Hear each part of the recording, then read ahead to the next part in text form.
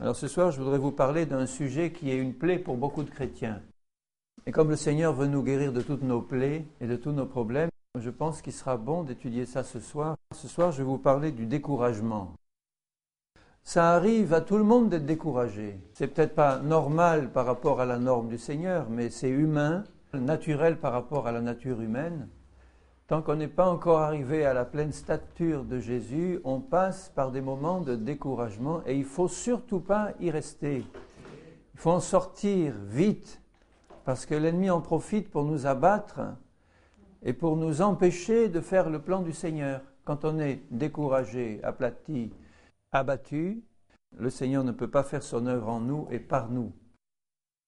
Alors la parole de Dieu, j'étais étonné en faisant cette étude de voir à quel point elle parle de ce sujet. Du début à la fin de la Bible, le Seigneur passe beaucoup de temps à encourager son peuple parce qu'il se décourage souvent. Et le Seigneur le sait. Alors il a pourvu abondamment.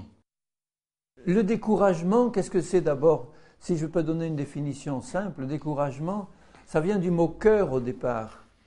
Ça veut dire une perte de cœur, au sens d'un manque de courage devant le danger ou l'effort, ou le combat à faire. Ayez du cœur, on dit ayez du cœur, ayez du courage.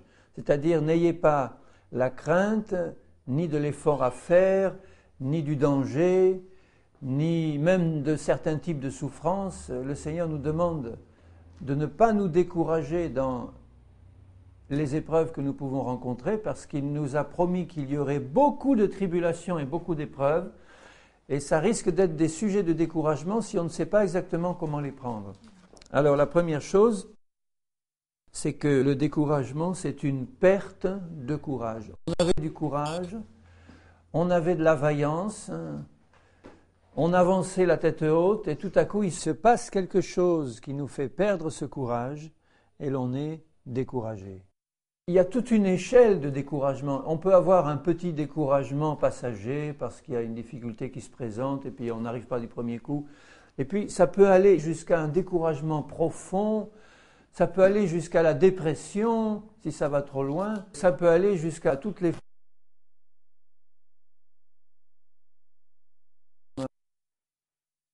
Ça peut aller très loin le découragement. Donc il faut le prendre très vite pour pas que ça prenne les formes les plus graves. Plus on reste dans le découragement et plus il s'aggrave, il ne part pas tout seul si nous ne faisons pas ce que nous avons à faire. Il ne faut pas tomber dans la dépression. Une fois qu'on est dans la dépression, on est dans un trou noir et on est vraiment en danger spirituel. Heureusement que le Seigneur est avec nous dans ce cas-là. Alors tout d'abord, je voudrais, pour nous chrétiens, faire bien la différence entre deux sortes de découragement. C'est très important de bien connaître les deux. Il y a un premier découragement qui est un découragement charnel et un deuxième découragement qui est un découragement spirituel, enfin disons, plus spirituel. Le fait de se décourager dépend aussi des circonstances qu'on traverse et dépend de notre état spirituel. Mais il y a un découragement qui est vraiment un découragement charnel. C'est la chair qui se décourage. Tandis que le découragement que j'appelle spirituel, c'est l'esprit qui se décourage. C'est-à-dire que dans le premier cas, on a affaire à des chrétiens qui marchent par la chair et qui sont poussés par la chair à se décourager par réaction charnelle. Et dans le deuxième cas, vous avez des chrétiens qui marchent par l'esprit, qui sont en plein dans le plan du Seigneur et qui, à cause de certaines choses qui leur arrivent, voient leur puissance spirituelle diminuer. Et à ce moment-là, ils tombent dans une autre forme de découragement que la première. Vous voyez la différence? On va voir des exemples dans la parole, puisque la parole en parle. En ce qui concerne donc les découragements charnels, il faut savoir que la parole de Dieu décourage les hommes charnels. Si nous marchons dans la chair, si nous ne marchons pas par l'esprit, si nous ne marchons pas par la foi, si nous sommes des chrétiens tièdes, si nous ne sommes pas des chrétiens consacrés, si nous sommes des chrétiens qui, avec un pied dans le monde et un pied dans le Seigneur ou dans l'Église, quand la parole de Dieu nous est adressée d'une manière claire, nette et pure, elle décourage ceux qui marchent dans la chair. Ils se disent « Oh, le Seigneur, il place la barre trop haut, on n'y arrivera jamais, et puis il demande ci et ça, et puis moi je me vois dans quel état là, mais c'est beaucoup trop haut, non pas parce que le Seigneur place la barre très haut, mais parce que moi je place la mienne trop bas. Je marche dans la chair, je n'ai pas fait de consécration vraiment totale au Seigneur, donc je ne peux pas recevoir toute son aide spirituelle pour me permettre d'accomplir toute sa volonté. Par exemple, regardez dans Josué 14, et je lirai à partir du verset 7. Josué 14, 7. C'est Caleb qui parle et qui dit ceci. « J'étais âgé de 40 ans lorsque Moïse, serviteur de l'Éternel, m'envoya de Kadès-Barnéa pour explorer le pays. » Ils allaient rentrer dans un beau pays, mais il était plein de géants et d'ennemis. Alors, ils vont explorer. Je lui fis un rapport avec droiture de cœur. Josué et Caleb étaient les deux seuls qui ont fait un bon rapport pour encourager les frères. Mes frères qui étaient montés avec moi, c'est-à-dire les 10 autres, mes frères qui étaient montés avec moi, découragèrent le peuple, mais moi, je suivis pleinement la voie de l'Éternel mon Dieu. Alors vous avez deux exemples. Josué et Caleb marchaient par l'esprit, ils étaient dans la foi. Ils ont vu le pays comme les 10 autres, ils ont vu les villes fortifiées, les géants, etc. Mais parce qu'ils marchaient par l'esprit, ils ne se sont absolument pas découragés de voir les difficultés, ils savaient sur qui ils s'appuyaient. Tandis que les 10 qui marchaient par la chair, qui étaient incrédules et qui avaient peur, ils ont vu ces mêmes difficultés et au lieu d'avoir la même réaction que les deux premiers, ils se sont découragés parce qu'ils ont perdu de vue le Seigneur et sa parole. Et ils ont fait un rapport qui a découragé les autres. Tout le peuple a été découragé. Ça veut dire que le peuple n'était pas dans un état spirituel extrêmement élevé. Ils ont préféré écouter les 10 qui faisaient un mauvais rapport incrédule plutôt que les 2 qui leur disaient « Mais ce n'est rien, le Seigneur est avec nous. Nous allons vaincre parce que Dieu est avec nous. » Ce ne sont pas ce que nos yeux voient qui compte, ou nos sens, ou nos difficultés. Ce qui compte, c'est l'état de notre cœur et c'est la présence de Dieu avec nous. Donc quand nous sommes dans la difficulté, si nous marchons par l'Esprit et si nous sommes remplis de la présence du Seigneur et de sa parole, ce ne sont pas les obstacles qui vont nous empêcher de nous lever pour dire, eh bien, franchissons l'obstacle parce que Dieu est avec nous. Donc vous voyez là les deux exemples.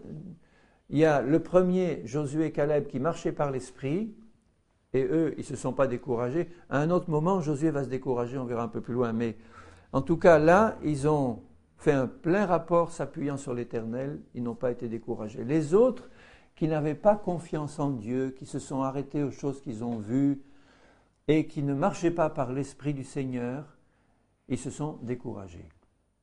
Ils n'ont pas pu aller plus loin, ils n'ont pas écouté la parole du Seigneur qui leur était annoncée. Là, ils ont refusé de combattre, puisque Dieu leur demandait de combattre, d'entrer dans le pays et de chasser ces géants, en s'appuyant sur lui. Ils ont refusé de combattre parce qu'ils étaient découragés.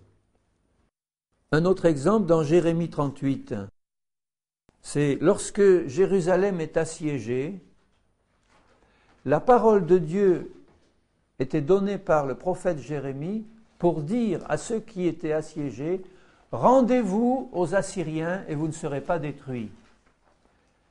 Donc là, la parole de Dieu, c'était le contraire que la fois précédente. Avec Josué, Dieu avait dit « attaquez-les », alors que là, la parole de Dieu leur dit par Jérémie « ne les attaquez pas, rendez-vous », parce que les Assyriens entouraient Jérusalem pour l'attaquer. Donc, dans Jérémie 38, et au verset 2, Jérémie parle au nom de l'Éternel. Ainsi parle l'Éternel, celui qui restera dans cette ville mourra par l'épée, la famine ou la peste, mais celui qui sortira pour se rendre aux Chaldéens aura la vie sauve, sa vie sera son butin et il vivra. Et au verset 4, et les chefs dirent au roi, que cet homme soit mis à mort, car il décourage les hommes de guerre qui restent dans cette ville et tout le peuple en leur tenant de pareils discours. Cet homme ne cherche pas le bien de ce peuple, il ne veut que son malheur. Là, c'était l'inverse. Les hommes de guerre, ils avaient du courage pour se défendre contre les Assyriens, mais ce n'était pas la volonté de Dieu. Parce qu'ils vivaient dans le péché, ils n'étaient pas dans l'esprit du Seigneur, ils avaient un courage charnel.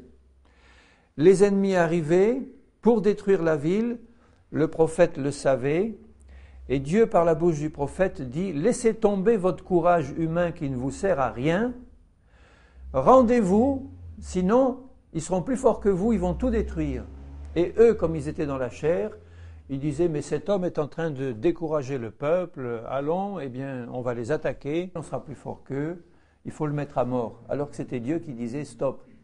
Dans le premier cas, Josué, Dieu lui disait « Allez », et ils n'ont pas voulu. Ici, Dieu leur disait « Arrêtez », et ils n'ont pas voulu. Mais dans les deux cas, ils ont eu une réaction charnelle. Et dans les deux cas, c'est la parole de Dieu vraie qui était annoncée par la bouche de Josué pour les encourager à attaquer. Ils n'ont pas voulu. Ils se sont découragés à cause des difficultés. Alors que là, ils se découragent à cause de la parole de Dieu qui leur est annoncée pour leur dire stop. Mais ce qu'il faut bien comprendre, c'est que dans les deux cas, le peuple n'était pas en communion avec Dieu. La première fois, ils ont eu peur des ennemis, c'était la chair qui leur donnait cette peur parce qu'ils n'étaient pas en communion avec Dieu. La deuxième fois, c'était la chair qui leur donnait un faux courage, ce n'était pas un vrai courage spirituel. Parce que vous savez, la chair, elle peut être courageuse. Il y a des hommes qui ne connaissent pas Dieu, qui se font tuer pour leur pays, tuer pour leur famille, tuer pour des tas de causes, plein de courage humain. Ce que le Seigneur veut, c'est que nous, chrétiens, nous soyons à l'écoute de sa parole et que nous soyons remplis de son courage à lui pour faire ce qu'il nous demande. Là, ce n'était pas ce que Dieu leur demandait. Laisse tomber ton courage humain ou laisse tomber ta crainte humaine. Ce que Dieu veut, c'est que tu marches par l'Esprit, que tu sois à l'écoute de ce que Dieu dit pour faire sa volonté. Donc, découragement charnel. Autre exemple de découragement charnel, c'est la peur du combat. C'était le cas dans Josué, mais là, il ne marchait pas par l'esprit. Mais on peut marcher par l'esprit et avoir aussi peur de combattre parce que la difficulté est quand même grande. On n'est pas forcément dans le péché. On est devant une grande difficulté. On a besoin d'un renouveau de foi, d'un renouveau de la présence du Seigneur pour nous encourager. Mais si on a peur du combat, on entre dans le découragement. On est dans un combat devant nous. Qui n'a pas de combat? Vous en avez en ce moment des combats? Si vous avez peur du combat à mener, eh bien, vous êtes déjà dans le découragement. Je prends un verset dans 1 Samuel, au chapitre 17, et au verset 32. 1 Samuel 17, 31, 32. C'est le combat contre les Philistins lorsque Goliath venait lancer un défi à l'armée de l'Éternel. Personne n'ose le combattre et David, le jeune berger, arrive et lui, jeune berger, sans force, c'était pas un guerrier, enfin il avait la force de l'Éternel avec lui, mais il n'arrivait même pas à mettre l'armure de Saül sur lui. Au verset 32, David dit à Saül que personne ne se décourage à la vue de ce Philistin. Ton serviteur ira se battre avec lui. Saül dit à David, tu ne peux pas aller te battre avec ce Philistin car tu es un enfant et c'est un homme de guerre dès sa jeunesse. Et un peu plus loin, David lui répond au verset 37, « L'Éternel qui m'a délivré de la griffe du lion et de la patte de l'ours me délivrera aussi de la main de ce Philistin. » Et Saül dit à David, « Va et que l'Éternel soit avec toi. » Mais enfin, lui, il n'y est pas allé, lui. C'est plus facile de dire à mon frère ou à ma sœur, « Bon, va, que Dieu te bénisse. » Bon. David avait la foi. Le Philistin était une stature énorme et représentait un danger terrible. Et David encourage le peuple en disant que personne ne se décourage à cause de ce Philistin. Ne regardez pas l'apparence comme ça des gens, mais regardez au Seigneur qui est capable de vous délivrer. Alors, faisons bien attention quand nous avons des combats dans notre vie, à ne pas laisser la crainte rentrer. La crainte, c'est l'arme de la chair et de Satan pour nous faire entrer dans le découragement.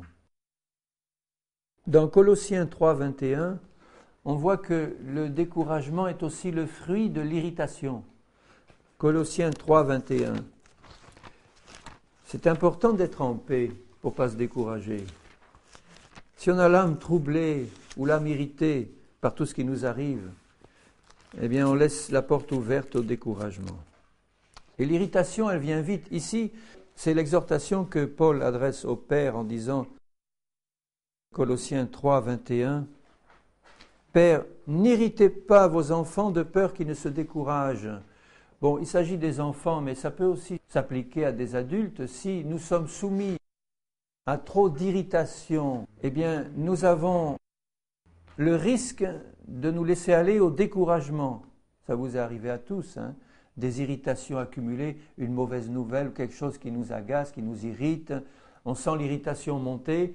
Et à ce moment-là, c'est la porte ouverte aussi au découragement. Le fait de s'irriter, de se fâcher. Là, les pères irritaient les enfants et à force de les irriter, eh bien, les enfants se décourageaient. Ils se décourageaient. Ils avaient quelque chose qui les empêchait d'avoir la réaction de courage. Le Père aurait dû les encourager comme notre Père Céleste le fait. Mais là, le Père les irritait de diverses manières. Il peut les irriter par des critiques trop fréquentes, il peut les irriter par des reproches, il peut les irriter par des tâches trop difficiles à atteindre et qu'ils n'y arrivent pas. Ça arrive dans les rapports entre couples aussi. Ça arrive dans les rapports entre pasteur et église.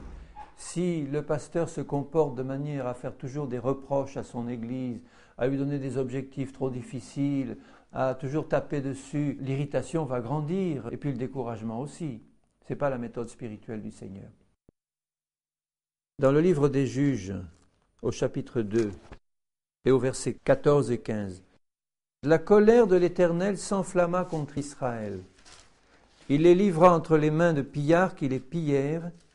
Il les vendit entre les mains de leurs ennemis d'alentour et ils ne purent plus résister à leurs ennemis. Partout où ils allaient, la main de l'Éternel était contre eux pour leur faire du mal, comme l'Éternel leur avait dit, comme l'Éternel le leur avait juré.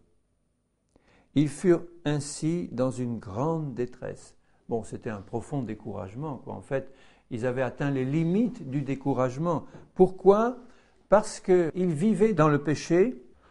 Là, ce n'était pas un ordre du Seigneur qui leur disait « attaque » ou qui leur disait « cesse », c'était simplement le fait qu'eux vivaient dans le péché et qu'ils ne s'étaient pas repentis, qu'ils n'avaient pas écouté les exhortations du Seigneur.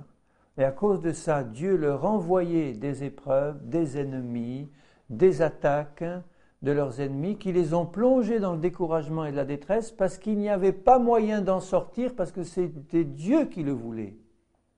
C'est Dieu qui les plongeait dans les épreuves et dans les difficultés pour les faire revenir de leur mauvaise voie pour qu'ils retournent à l'Éternel. Mais au départ, c'est parce que eux étaient dans la chair. Ils étaient dans le péché, ils ne marchaient pas avec Dieu, donc Dieu avait dû les avertir suffisamment. Ils n'ont pas écouté la parole du Seigneur et Dieu a envoyé des épreuves comme des jugements, des ennemis pour les poursuivre, etc., jusqu'à ce qu'ils soient complètement dans la détresse et dans le découragement. Mais vous avez remarqué combien de fois dans le livre des Juges et dans la parole de Dieu, c'est quand ils atteignaient le fond de leur découragement qu'ils finissaient par se tourner vers Dieu en disant « Bon, ben Seigneur, on a compris, c'est à cause de nous finalement, pardonne nos péchés. » Ils se repentaient, ils étaient rétablis dans la communion, Dieu leur envoyait du secours, un juge, et pendant un temps, ils étaient vainqueurs, où ça allait bien, jusqu'au moment où ils recommençaient à pécher et à s'écarter de Dieu, à ne pas écouter, et à ce moment-là, les épreuves revenaient, et le découragement et la détresse, jusqu'à ce qu'ils crient à nouveau à Dieu, qui les secourait encore une fois. Mais toutes ces formes de découragement dont je viens de parler, ce sont des formes de découragement qui sont causées par une marche charnelle ou une marche dans le péché. Donc c'est soit l'incapacité de faire face au commandement du Seigneur ou aux ordres du Seigneur, parce qu'on a peur à ce moment-là de l'obstacle, on a peur de l'ennemi, ou c'est Dieu lui-même qui envoie toutes sortes d'épreuves pour nous ramener à lui parce qu'on a péché et qu'il veut nous rétablir dans sa communion. Mais dans tous les cas, il y a une marche loin de Dieu. Il y a un découragement qui est causé par une marche dans la chair, quelque chose qui n'est pas ce que le Seigneur aurait voulu au départ. Donc là, si on prend les choses à ce moment-là du bon côté, eh bien, ce découragement finalement est permis ou causé par le Seigneur pour nous ramener à lui, à condition qu'on sorte de cet état charnel et qu'on se repente de la marche charnelle que nous avons à ce moment-là. Si les Hébreux s'étaient repentis de leur désobéissance et de leur incrédulité, ils seraient rentrés dans le pays. Ils auraient demandé pardon au Seigneur pour leur incrédulité, ils se seraient repentis.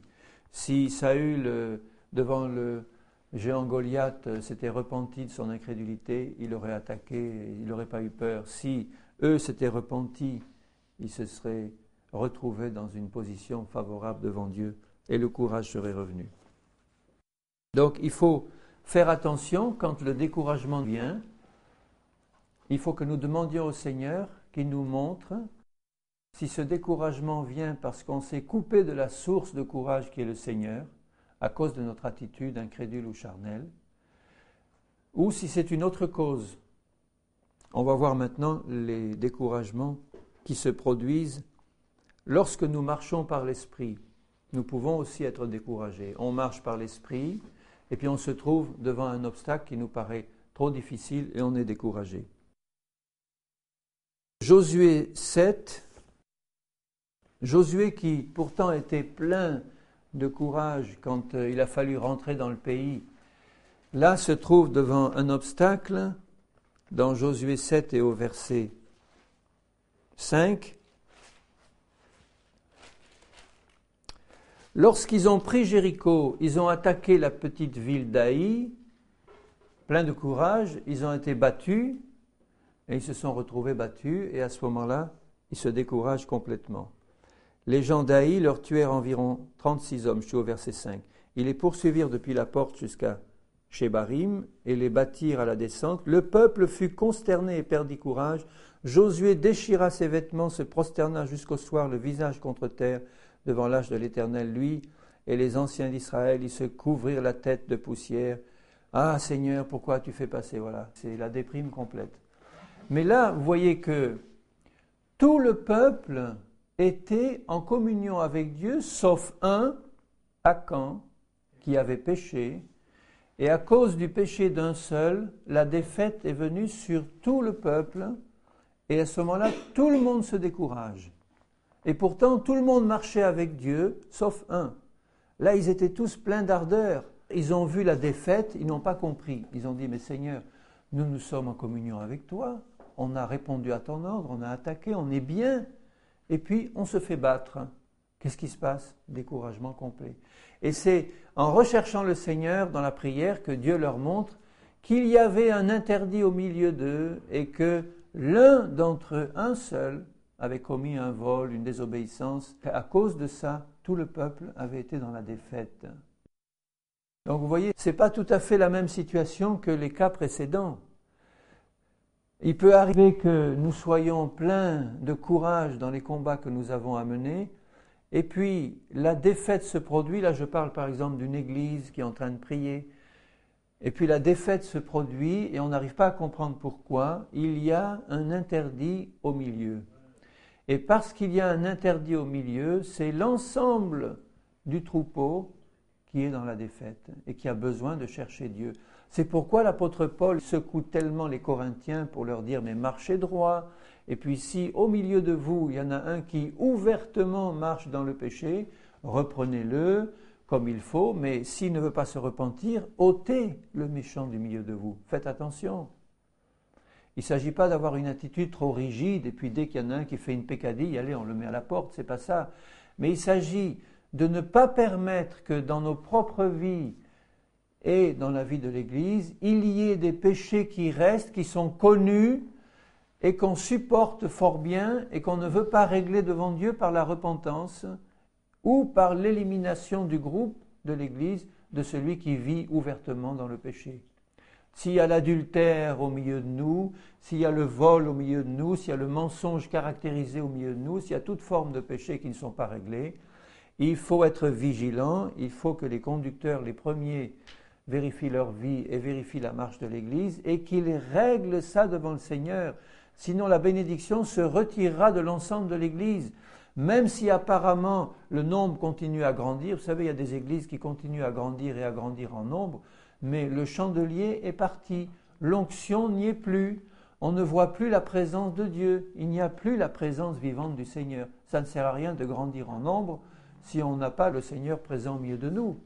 Et ça ne sert à rien de faire des grandes proclamations si au milieu de nous il y a un interdit et il y a quelque chose qui n'est pas réglé. C'est important de prier Dieu pour ça et que chacun nous puissions sonder notre cœur pour dire Seigneur, je veux que ma vie soit propre devant toi. Donc c'est suite à une défaite. Le découragement vient suite à une défaite qui est éprouvée par des gens qui marchent avec l'esprit, mais à cause de la solidarité du corps, qui éprouvent une défaite et qui ont besoin à ce moment-là, tous ensemble, de se présenter devant le Seigneur pour dire Seigneur, d'où ça vient ?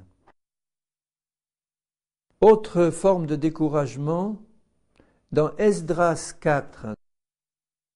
Vous vous rappelez le contexte ? Ils étaient revenus de captivité et ils avaient recommencé à bâtir le temple.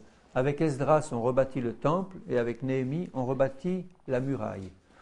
Et pendant qu'ils rebâtissaient le temple, eh bien, dans Esdras chapitre 4, je vais lire à partir du verset 3 d'abord pour voir le contexte. Zorobabel, Josué et les autres chefs de famille leur répondirent « Ce n'est pas à vous et à nous de bâtir la maison de notre Dieu.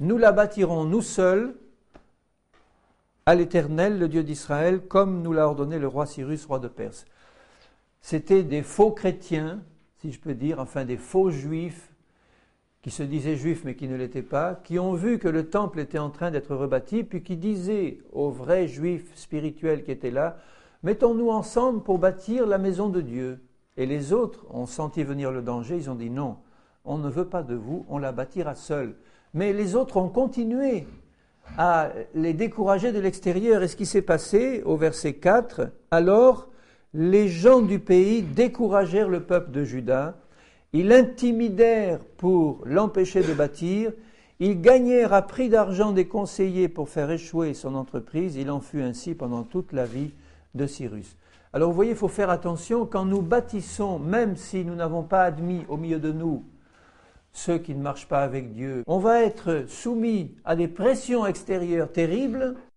de ceux du monde ou des faux chrétiens, puisque là c'était des faux juifs, c'est-à-dire des chrétiens qui marchent là encore par la chair ou qui essayent d'empêcher l'œuvre spirituelle. Rebâtir le temple, c'était une œuvre spirituelle. Nous, quand nous essayons de bâtir le temple de l'Éternel par l'enseignement d'une parole pure, si vous essayez de pratiquer la parole telle que Dieu le demande, eh bien vous aurez toutes sortes de manœuvres d'intimidation autour de vous par les chrétiens qui ne veulent pas marcher dans la même consécration et qui vont essayer de vous décourager.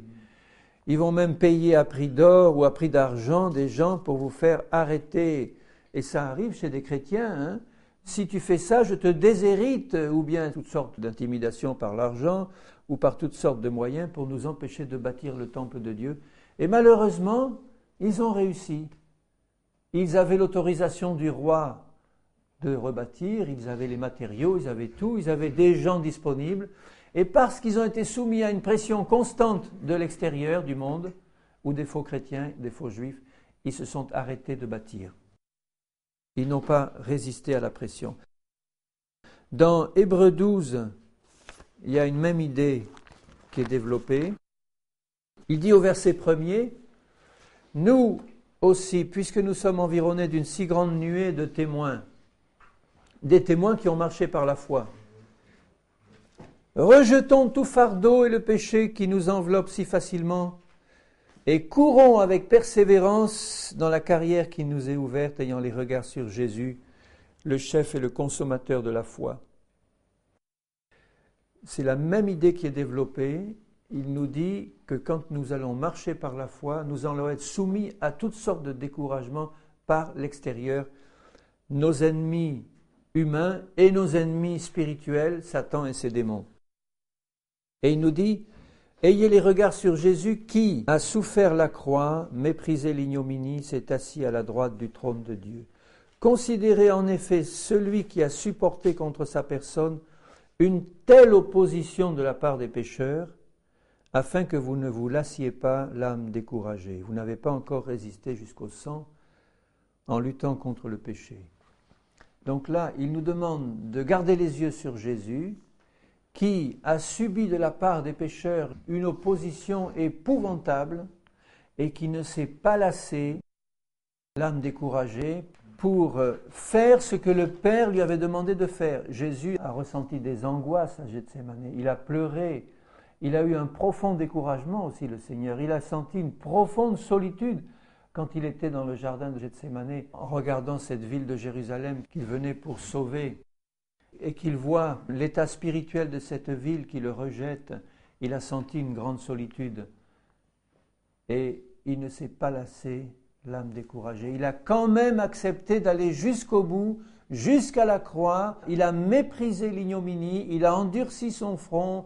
Il a dit, Seigneur, ta volonté, et seulement ta volonté, j'irai jusqu'au bout. Je ne me suis pas lassé, j'irai jusqu'au bout.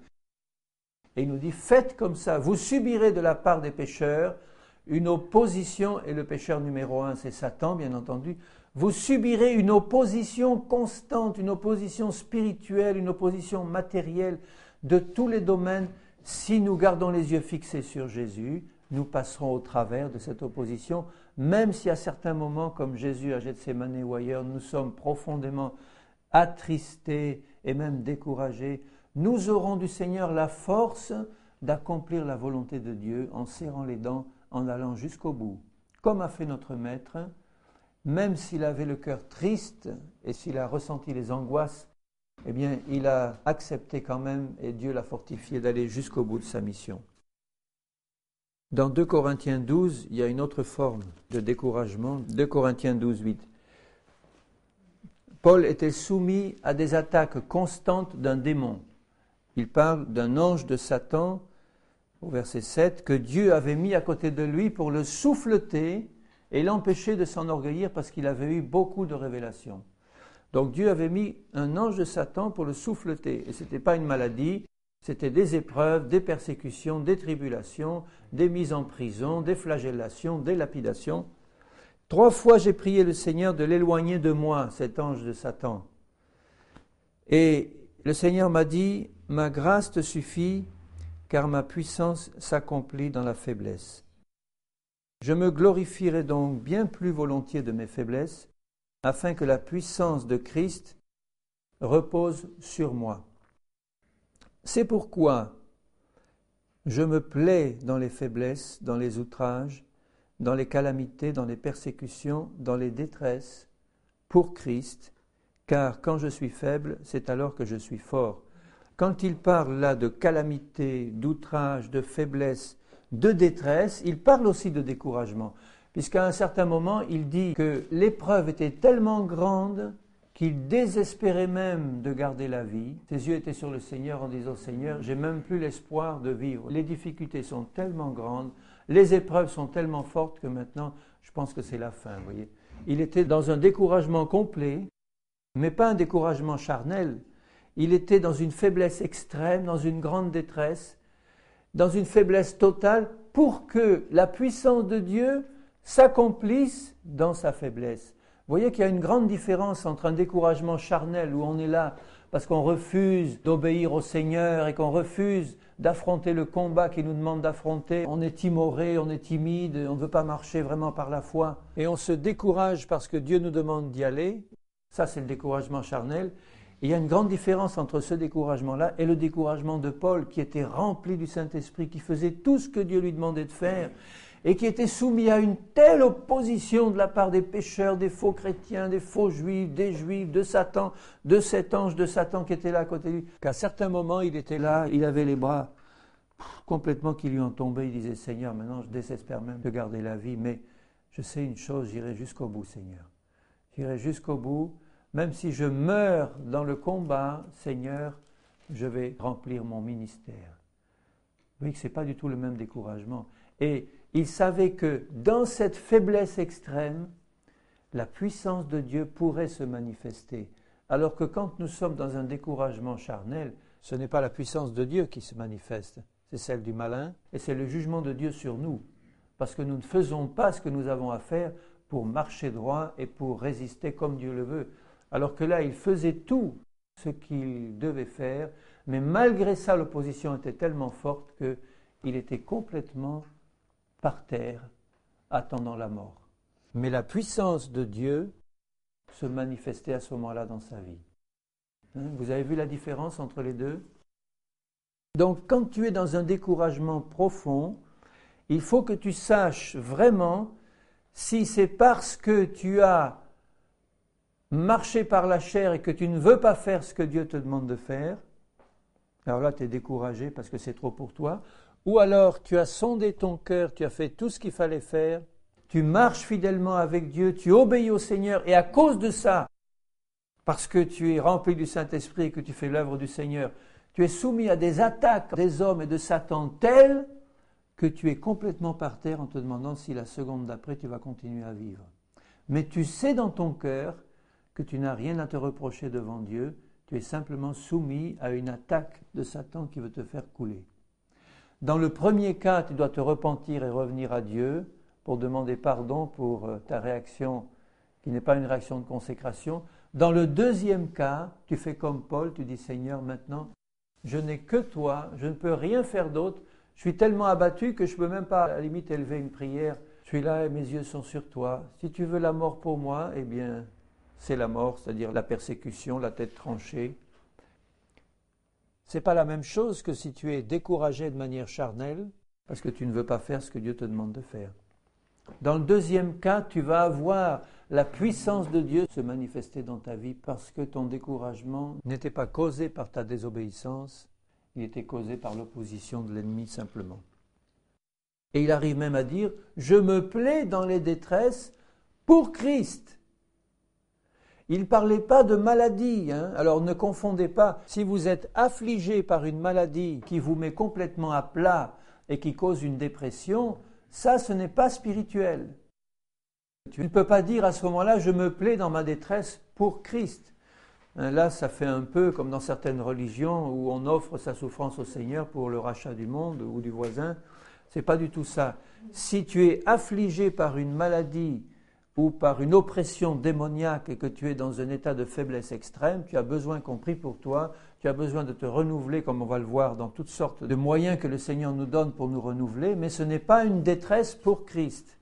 Ce n'est pas une détresse pour Christ, c'est quelque chose que tu subis, une attaque de Satan, une maladie que tu subis dans ton corps ou un lien démoniaque que tu subis. Tu as besoin de t'en libérer ou d'en être libéré par la foi en Jésus, mais ce n'est pas du tout la même chose que lorsque tu es apôtre ou évangéliste ou pasteur ou que tu travailles pour le Seigneur et que tu es en train d'être lapidé, persécuté et emprisonné. Alors après avoir distingué ces deux types de découragement, maintenant que faire pour en sortir? Il y a une mauvaise attitude et il y a une bonne attitude. La mauvaise attitude, c'est l'attitude charnelle, c'est-à-dire la passivité, l'apitoiement sur soi-même. Et dans les deux cas de découragement d'ailleurs, que ce soit un découragement qui est causé par une attitude charnelle ou un découragement causé par des oppositions, des attaques, alors que je marche spirituellement, si au moment où je suis dans cet état de découragement, je commence à m'apitoyer sur moi-même et je commence à rester passif et à ne rien faire, c'est la mauvaise attitude. Il faut que je sache que le Seigneur a dans les deux cas quelque chose de positif pour moi.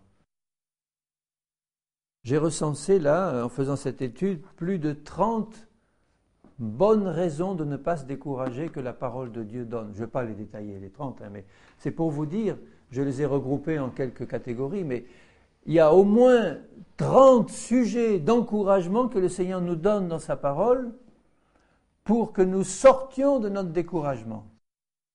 Et je vais rester là uniquement sur le terrain du deuxième cas. Le premier, je vais le considérer très rapidement, c'est-à-dire un découragement qui est provoqué par mon attitude charnelle ou de compromis. Là, la solution, elle est simple, il faut que je me repente. C'est tout. Que je me repente. Seigneur, pardonne parce que je ne t'ai pas consacré, je n'ai pas écouté ta parole. Si je suis découragé, c'est parce que je ne suis pas vraiment au centre de ta volonté Et à ce moment-là, évidemment, je ne peux pas faire ce que tu me demandes de faire et les obstacles sont trop grands. Je dois me repentir, revenir à Dieu et abandonner le péché. Maintenant, le deuxième cas est beaucoup plus intéressant. Quand je suis soumis à un découragement qui est dû aux attaques répétées de l'ennemi, alors que je n'ai rien fait de mal. Que ce soit des attaques de maladie ou des attaques de persécution. Si je n'ai rien fait de mal, le Seigneur me demande d'avoir une attitude positive et de prendre les armes qu'il me demande de prendre dans les deux cas. Alors, je dois avoir une attitude personnelle, c'est la première des choses, je commence par là, avoir une attitude personnelle qui me permet de sortir du découragement, en faisant ce que Dieu me demande de faire, mais d'abord une attitude personnelle. C'est important que je n'ai pas cette attitude personnelle de passivité et d'apitoiement sur moi-même. La deuxième chose, c'est que je vais m'appuyer sur mes frères et demander leur appui. C'est important. Il ne faut pas que je reste seul avec mon problème et que je n'en parle pas. Mais il faut choisir à qui j'en parle. Et puis, la troisième chose, et la plus importante, c'est pour ça que je la mets en troisième, c'est de m'appuyer sur le Seigneur et sur tout ce qu'il me donne. Sur le Père, le Fils, le Saint-Esprit et sa parole et tout ce que le Seigneur me donne. Alors d'abord, la bonne attitude personnelle. Pour avoir cette bonne attitude personnelle, il faut que je sache dans mon cœur que Dieu ordonne que je prenne courage et que je me fortifie. C'est un ordre de Dieu. Je ne parle pas du découragement qui est dû à mon péché. Là, je parle d'un découragement qui est dû au fait que je suis acculé dans une impasse, là, je suis vraiment dans un problème, que ce soit une maladie, que ce soit une difficulté, n'importe laquelle, je suis découragé des persécutions, des incompréhensions, tout. Dieu ordonne que je sois fort, Dieu ordonne que je prenne courage et que je me fortifie. C'est un ordre de Dieu. Donc déjà, il faut que je le comprenne, ça. Quel que soit l'état de mon découragement, de ma dépression, je dois savoir que Dieu m'ordonne de prendre courage. Évidemment, puisqu'il m'ordonne de prendre courage, il va me donner ce qu'il faut pour que je puisse obéir à cet ordre. Dans Josué 1, et au verset 6, « Fortifie-toi et prends courage, car c'est toi qui mettras ce peuple en possession du pays que j'ai juré à leur père de leur donner. Fortifie-toi seulement et aie bon courage en agissant fidèlement selon la loi, etc. » Et au verset 9, « Ne t'ai-je pas donné cet ordre ?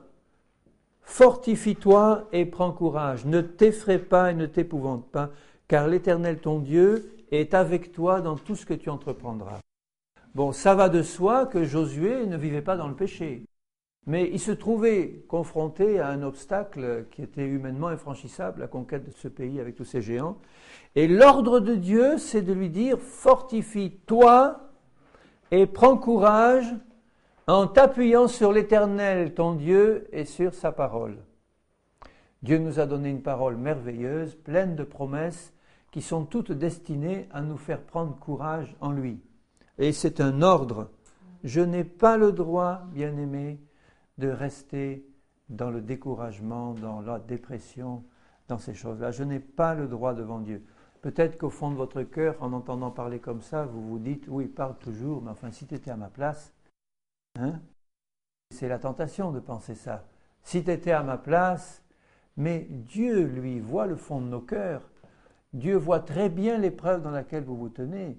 Et la parole du Seigneur pour vous, c'est « Ne t'ai-je pas donné cet ordre, fortifie-toi et prends courage, car moi, l'Éternel ton Dieu, je suis avec toi. » Et si tu t'appuies sur l'Éternel ton Dieu, quelle que soit la profondeur du découragement et de la déprime dans laquelle tu te trouves, le bras de Dieu est assez long pour aller te chercher là-dedans et pour t'en remonter.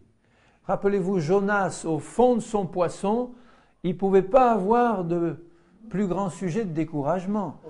Il était au fond du ventre du poisson, au fond de la mer, et là, eh bien, il a pris courage en s'appuyant sur l'Éternel, et il a dit « Mes yeux verront encore le temple de l'Éternel ». Et Dieu a parlé au poisson pour le faire sortir. Il a repris courage en s'appuyant sur l'Éternel parce qu'il était complètement découragé un temps là au fond de son poisson. Il était complètement abattu. Relisez le passage de Jonas. Jonas, au fond du ventre de son poisson, était complètement abattu. Il pensait même que la mort allait le prendre. Mais il reprend courage en s'appuyant sur l'Éternel et Dieu a commandé au poisson de le vomir. Donc je comprends que Dieu me donne un ordre, fortifie-toi, et que je dois obéir au Seigneur. Et l'obéissance fortifie. Donc si je décide d'obéir à Dieu, déjà, je sens la force qui revient. Je dis, Seigneur, bon, je suis au fond du trou, mais je décide de reprendre courage. Je ne sais pas trop comment ça va se passer, mais à partir du moment où j'ai décidé, parce que tu me donnes l'ordre, j'ai décidé de me mettre de ton côté, je décide de reprendre courage, je fais un simple acte de volonté, alors que je n'ai encore rien vu changer. Quand Jonas a décidé de prendre courage sur l'Éternel, il n'avait encore rien vu de la délivrance de l'Éternel, mais il a décidé que ça allait changer parce qu'il a dit, bon maintenant ça va, je suis au fond du trou ou du ventre de mon poisson, je décide de regarder au Seigneur et de reprendre courage. Ça implique donc déjà dans le cœur une réaction de foi vis-à-vis du Seigneur et de sa parole, c'est clair. Une réaction de foi. La foi fortifie. Vous avez remarqué comment la foi redonne du courage? Et comment est-ce que je peux avoir la foi? En décidant par un acte de volonté de mettre ma foi dans le Seigneur qui est seul capable de me faire sortir de cette situation inextricable dans laquelle je me trouve. Job aussi avait des raisons d'être découragé et il l'a été. Vous pensez que Job avait des sujets de se décourager? Il a tout perdu, encore ses richesses, ses possessions et tout ça, mais ses enfants, ce qu'il avait de plus cher, tout perdu. Et la santé, un ulcère malin de la tête aux pieds, une espèce de cancer de la peau, qui le faisait souffrir en permanence, il se grattait avec un tesson de bouteille. Job avait des raisons de se décourager. Pourtant, il est écrit dans Job au chapitre 9 et au verset 25, « Mes jours sont plus rapides qu'un courrier. Il fuit sans avoir vu le bonheur. Il passe comme les navires de jonc, comme l'aigle qui fond sur la proie.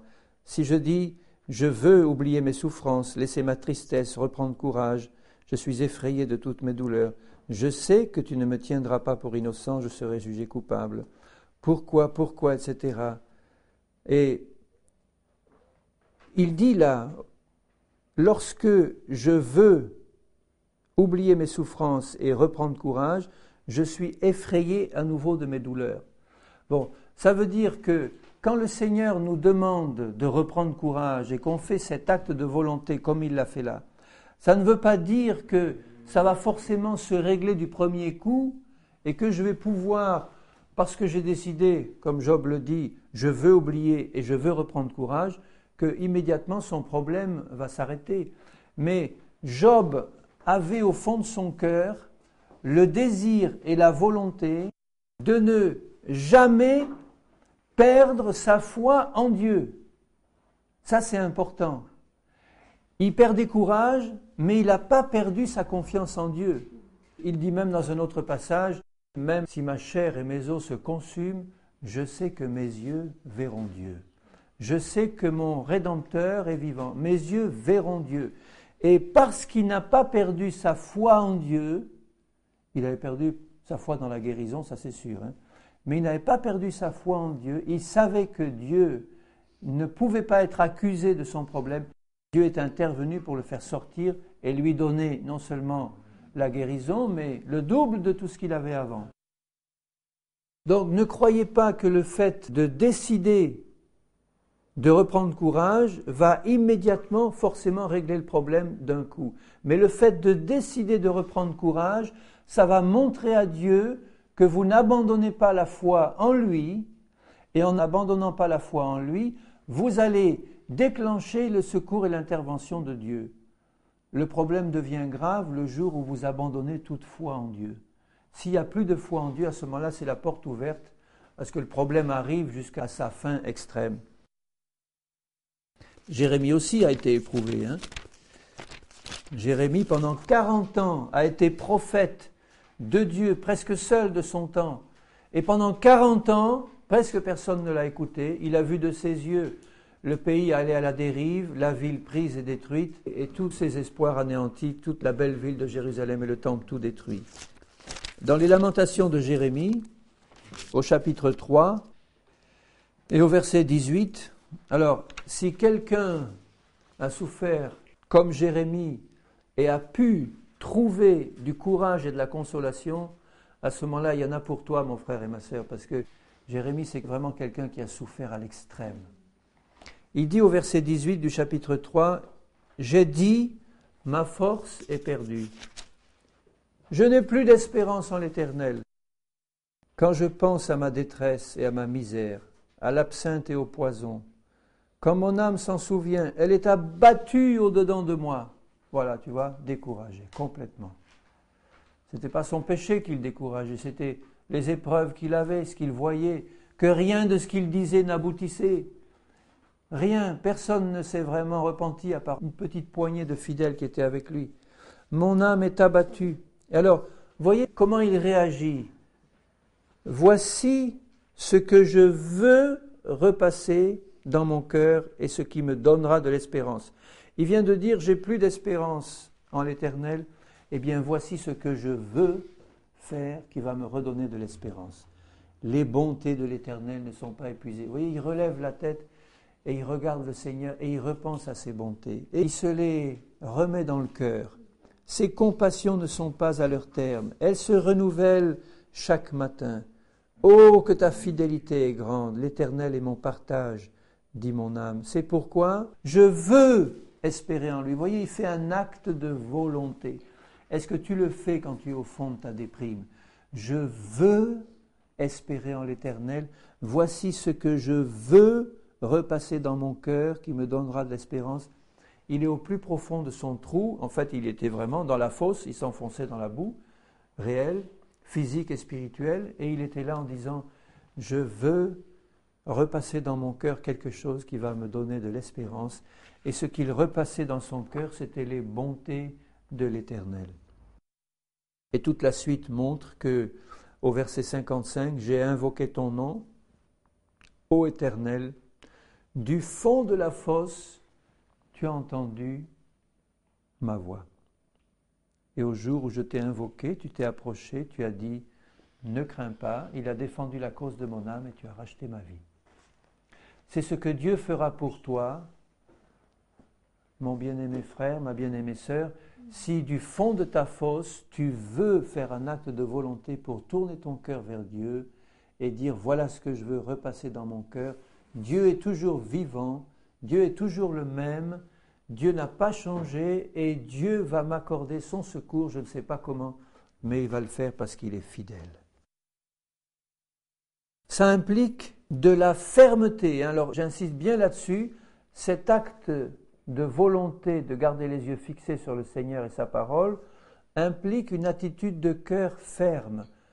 Et quelle que soit la profondeur de ta détresse, tu es renouvelé dans ta fermeté quand tu regardes à Jésus et à sa parole. Tu es renouvelé aussi si l'amour remplit ton cœur. Parce que dans la détresse et le découragement, c'est facile de laisser l'amertume, de laisser l'accusation contre Dieu ou toutes sortes d'autres mauvais sentiments rentrer dans son cœur. Si l'amour de Dieu remplit et garde ton cœur rempli dans l'amour du Seigneur, pour lui, pour sa parole, et l'amour en général, tu vas retrouver courage. Tu vas retrouver courage. Dans 1 Corinthiens 8:1, j'insiste là-dessus parce que si vous examinez vos cœurs quand vous êtes découragés, mais vraiment découragés, vous verrez souvent que l'amour a tendance à baisser. Et qu'au contraire, dès que l'amour remplit vos cœurs, vous pouvez être dans la plus grande détresse. Quand l'amour remplit votre cœur, vous reprenez courage.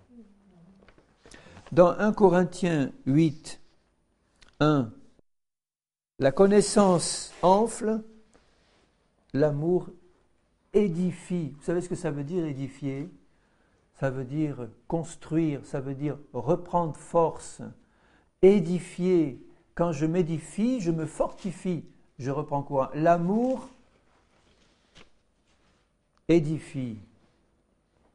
Tu peux être rempli de connaissances bibliques, tout ce que ça va faire, ça va t'enfler, mais si tu es rempli de l'amour du Seigneur, tu vas être édifié dans ton découragement, tu vas reprendre courage. Donc toujours comme attitude personnelle, pour moi l'essentiel c'est de savoir que Dieu m'ordonne de prendre courage et de me fortifier. Donc j'obéis à l'ordre du Seigneur en décidant de réorienter mes regards sur Dieu et de ne pas perdre la foi. Et en faisant donc cet acte de foi, en remplissant mon cœur et en demandant à Dieu de me remplir de son amour. Et enfin, en priant. Alors ça, c'est la dernière attitude que je dois garder dans l'épreuve, dans la difficulté, dans le découragement. Eh bien, Seigneur, je prie. Quelquefois, tu auras à peine la force de prononcer quelques paroles. Ça sortira simplement du fond du cœur. Tu n'auras même pas quelquefois la force d'ouvrir la bouche. Mais du fond de ton cœur, il y a un mot, 2 mots, 3 mots. Jésus, aide-moi. Voilà, c'est une prière qui sort et qui est puissante devant le Seigneur. Elle est puissante cette prière parce qu'elle sort d'un cœur désespéré. Tu n'as même pas la force d'ouvrir la bouche et de dire « Jésus, aide-moi ». Jésus, ou bien simplement Jésus. Eh bien, c'est une prière puissante. Quiconque invoquera le nom de l'Éternel, le nom du Seigneur sera sauvé. Prie, prie. Quand tu es au fond du trou, là, décide de te tourner vers Dieu, mais fais une prière, dis un mot à Jésus et invoque le Seigneur dans ta détresse. Il te répondra. Si vous voulez prendre des références, écrivez-les, je ne vais pas les lire, ça prendrait trop de temps. Le psaume 9, verset 9, le psaume 34, verset 6 et le psaume 37, verset 39. Regardez-les, vous les verrez vous-même. Dans le psaume 107, vous avez les 2 cas dont je vous ai parlé. Ceux qui vivaient dans le péché et qui, à cause de leur péché, ont été dans la détresse et le découragement, et puis ceux qui n'avaient pas fait de péché, mais qui étaient dans les épreuves et les difficultés. Et au verset 4, 107, verset 4, « Ils erraient dans le désert, ils marchaient dans la solitude, ils souffraient de faim et de soif, leur âme était languissante. » Il ne parle pas de péché, là. Dans leur détresse, ils crièrent à l'Éternel, qui les délivra de leurs angoisses et qui leur donne. Donc, dans leur détresse, ils ont crié. C'est ça la prière. Crie. Tu es dans la détresse, tu es dans la faim, dans la soif, dans le désert, languissant. Ils ont crié à l'Éternel, Seigneur, secours-nous. Dieu a entendu et il les a délivrés de leurs angoisses, il leur a montré le chemin et il les a fait arriver à bon port. Dans les 2 autres cas, au verset 11, ils s'étaient révoltés contre le Seigneur et à cause de ça, ils vivaient captifs dans la misère et dans les chaînes. Ils avaient méprisé le conseil du Très-Haut. Il humilia leur cœur par la souffrance. Ils succombèrent et personne ne les secourut. Voilà encore un profond découragement, n'est-ce pas ? Mais là, causé par leur péché. Mais pareil, le remède était le même. Dans leur détresse, ils crièrent à l'Éternel, qui les a délivrés de leurs angoisses, fit sortir de leurs ténèbres et de l'ombre de la mort, qui a rompu leurs liens et qui les a délivrés. Les insensés, verset 17, par leur conduite coupable, leurs iniquités s'étaient rendus malheureux. Leur âme avait en horreur toute nourriture. C'est vraiment de la dépression, là, profonde. Ils touchaient aux portes de la mort. Dans leur détresse, ils crièrent à l'Éternel. Mais ça a été un cri de foi. Ça n'a pas été un cri d'incrédulité. Seigneur, je crie à toi, mais je sais qu'il ne va rien se passer. Ils ont crié à Dieu. C'était leur dernière bouée de sauvetage. Ils ont crié et Dieu les a délivrés de leurs angoisses. Il a envoyé sa parole et il les a guéris. Et le dernier cas, ceux qui étaient descendus sur la mer, travaillaient dans les grandes eaux. Ils ont eu peur de voir la tempête. Il n'y a pas parlé de péché là, mais c'est simplement la difficulté, les flots, les persécutions, les épreuves. Ils montaient vers les cieux, ils descendaient dans l'abîme. D'ailleurs, spirituellement, c'est un bon cas de déprime, puisque un jour on est là en haut, un lendemain on est complètement en bas, le lendemain on est en haut, le lendemain on est en bas, et on a le mal de mer, et on est là, et on ne sait pas ce qui va se passer. Spirituellement, c'est tout à fait le cas de celui qui est en pleine épreuve et en pleine déprime. Toute leur habileté était anéantie, dans leur détresse, ils crièrent à l'Éternel. Tu as 2 cas ici de détresse causée par le péché, 2 cas de détresse causée par des épreuves et des difficultés, mais une solution partout, la prière, le cri adressé à Dieu, et il les a dans tous les cas délivrés. Tu as crié à l'Éternel, tu as poussé ton cri, Dieu a entendu, il va te délivrer. Amen. Alléluia. Il va te délivrer, le Seigneur. Continue à crier. Seigneur, je te remercie parce que si tu nous as donné l'ordre de nous fortifier et de prendre courage, c'est que tu nous as donné des moyens abondants pour sortir du découragement, quel qu'il soit. Et quelle que soit la profondeur du découragement, Seigneur, tu es puissant pour nous en sortir.